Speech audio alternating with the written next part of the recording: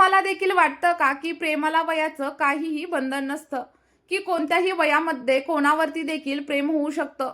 पण जर हेच प्रेम समाजाच्या मर्यादा ओलांडून गेलं आणि त्यामधून असा एक भयंकर शेवट झाला की यामुळे संपूर्ण परिसर मात्र हादरून गेला, तर आजची ही गोष्ट आहे एका 23 वर्षांच्या तरुणाची आणि 72 वर्षांच्या एका श्रीमंत महिलेची. सुरुवात झाली एका साध्या नोकरीपासून, पण शेवट झाला रक्तरंजित. या गोष्टीमध्ये भावना आहेत, एकटेपणा आहे आणि मोह आहे.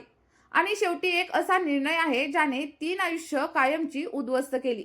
आणि त्यामुळेच आपली ही गोष्ट तुम्ही शेवटपर्यंत नक्की ऐका, कारण शेवटी तुम्हालाच ठरवायचं आहे खरंच यामध्ये चूक नक्की कोणाची होती. आणि सोबतच तुम्ही आपला हा व्हिडिओ कोणत्या गावातून किंवा शहरातून पाहताय हे देखील सांगा.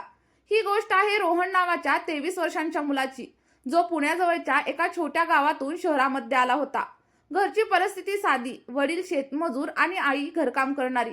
रोहनने 12वी पर्यंत शिक्षण घेतलं होतं, पण पुढे शिकायचं स्वप्न पैशांच्या अभावी अपूर्ण राहिलं.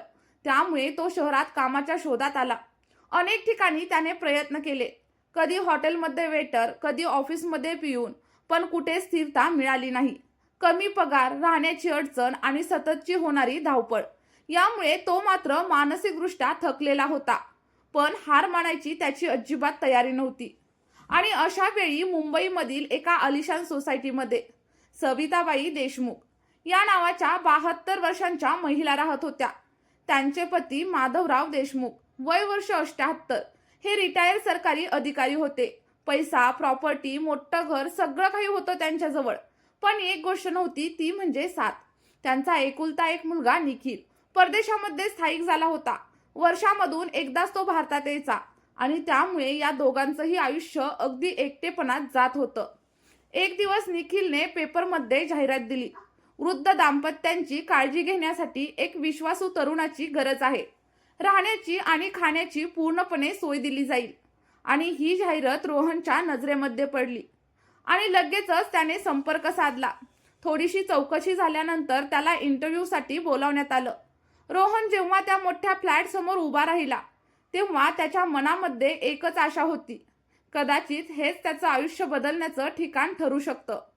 दरवाजा उघडला आणि समोर उभ्या होत्या सविताबाई. त्यांनी रोहनकडे पाहिलं आणि त्या क्षणी त्यांच्या मनामध्ये काहीतरी वेगळंच हललं.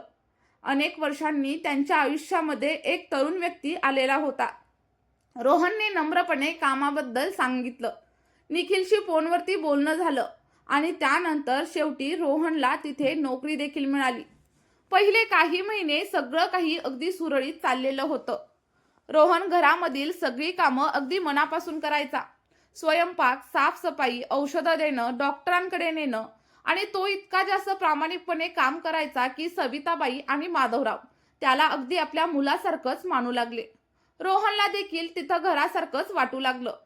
पण काळ जसा जसा पुढे सरकत गेला तसं तसं घरामधील वातावरण हळूहळू बदलायला लागलं. सविताबाई रोहनशी जास्तीत जास्त बोलू लागल्या, त्याच्याकडे लक्ष देऊ लागल्या. त्याला काय आवडतं, काय नाही हे सगळं काही जाणून घेण्यात त्यांना रस वाटू लागला. दुसरीकडे माधवराव दिवसेंदिवस आजारी पडत होते. त्यांना एकदा हार्ट अटॅक आला आणि काही महिन्यानंतर दुसऱ्या हार्ट अटॅकमध्ये त्यांचा मृत्यू झाला. आणि या घटनेनंतर सविताबाई मात्र पूर्णपणे एकट्या पडल्या.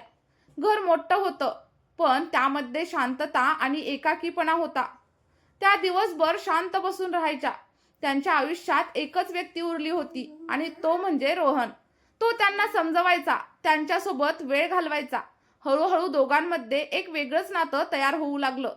सुरुवातीला ते फक्त भावनिक आधार होतं, पण पुढे पुढे ते अधिकच जास्त खोल झालं. सविताबाई आता पूर्णपणे रोहनवरती अवलंबून झालेल्या होत्या. त्याच्याशिवाय त्यांना काहीच सुचत नव्हतं. आणि एक दिवस त्यांनी रोहनला सांगितलं, मला तुझ्यासोबत माझं आयुष्य जगायचं आहे. रोहन थोडा वेळ गोंधळला. त्याच्या मनामध्ये द्वंद्व सुरू झालं. एकीकडे हे चुकीचं आहे हे त्याला जाणवत होतं, तर दुसरीकडे आयुष्य बदलण्याची संधी त्याला दिसत होती. आणि शेवटी त्याने देखील होकार दिला. जेव्हा ही गोष्ट निखिलला समजली, तेव्हा तो मात्र संतापला. तो लगेचच भारतामध्ये आला. त्याने आपल्या आईला समजावण्याचा प्रयत्न केला, पण सविताबाई मात्र ठाम होत्या.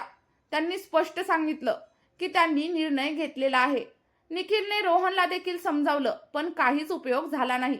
त्याच्या मनामध्ये संशय निर्माण झाला की रोहन प्रॉपर्टीसाठी आपल्या आईला फसवत आहे. त्यानंतर राग, अपमान आणि संशय यांचा स्फोट झाला आणि एक दिवस निखिल घरातून बाहेर पडला, पण काही वेळाने तो परत आला. त्या रात्री घरात जोरदार वाद झाला आणि रागाच्या भरातच निखिलने स्वतःच्या आईवरती आणि रोहनवरती गोळ्या झाडल्या आणि त्या ठिकाणी दोघेही जागीच मृत्युमुखी पडले. त्यानंतर पुढच्या दिवशी निखिल एअरपोर्टवरून परत जाणार होता, पण त्या अगोदरच पोलिसांनी त्याला अटक केली आणि चौकशी करण्यात आली. चौकशीमध्ये सगळं काही सत्य बाहेर आलं. आज निखिल तुरुंगात आहे आणि केस देखील कोर्टामध्ये सुरू आहे. पण आजही एकच प्रश्न अनुत्तरित आहे. खरंच यामध्ये नक्की चूक कोणाची होती? रोहनची, सविताबाईंची की निखिलची? भावना आणि निर्णय जर मर्यादा बाहेर गेले तर त्याचे परिणाम किती भयंकर होऊ शकतात याचंच हे जिवंत असं उदाहरण आहे. आता मला तुमचं मत जाणून घ्यायचंय. जर तुम्ही निखिलच्या जागी असता तर तुम्ही काय केलं असतं? आणि तुम्हाला कोण जास्तीत जास्त यामध्ये चुकीचं वाटतं? कमेंटमध्ये नक्की सांगा. व्हिडिओ तुम्हाला थोडा जरी आवडलेला असेल तर व्हिडिओला एक लाईक करा आणि चॅनलवरती नवीन असाल तर चॅनलला सबस्क्राईब केल्याशिवाय अजिबात जाऊ नका. चला तर मग आजच्या या व्हिडिओमध्ये आपण इथेच थांबूया. भेटूयात अशाच एका नवीन व्हिडिओमध्ये.